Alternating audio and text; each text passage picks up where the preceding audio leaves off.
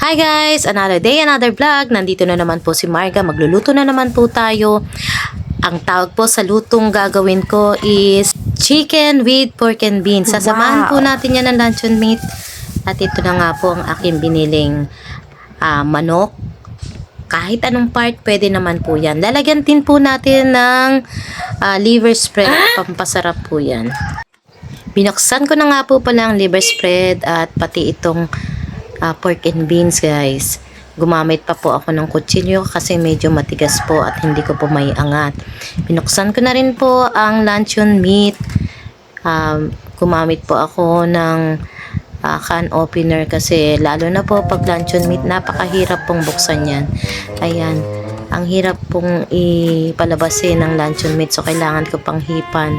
Maraming beses pong hipan ang ginawa ko para lang lumabas ang luncheon meat. So, dahil magigisa po tayo ng bawang sibuyas, so start na po tayong pitpitin ng bawang. Tiniwa-hiwa ko po yan ng mga maliliit. Ayan, tumalsik pa po ang bawang. So, ayan na nga po. Iniwa-hiwa ko po ng maliit at pinarami-rami ko po. Tapos, isang sibuyas lang po ang aking ginamit. Hindi na po kailangan sobrang dami kasi sayang naman po yung sibuyas.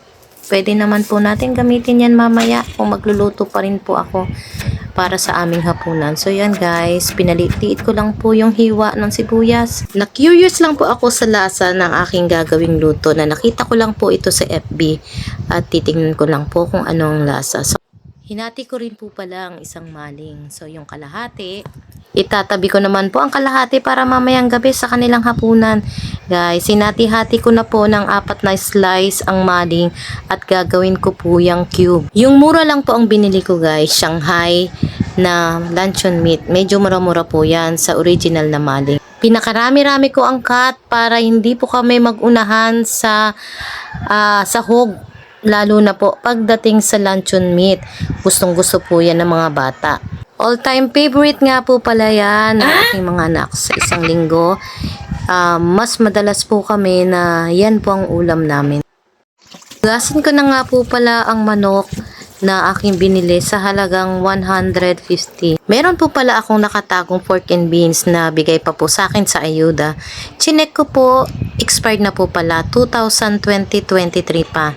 Kaya bumili na lang po ako ng bago. So kayo po, kung may mga ganyan po kayo, bago nyo iluto, i-check nyo po kung expired na po yan.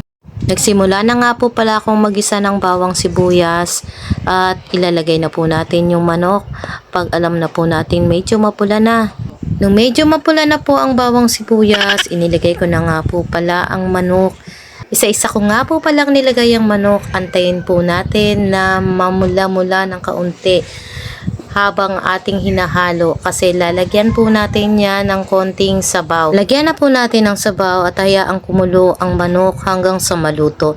Takpan po natin ng ilang minuto at pag alam po natin na medyo kumukulo-kulo na, lagyan po natin ng konting toyo. Guys, ayan na.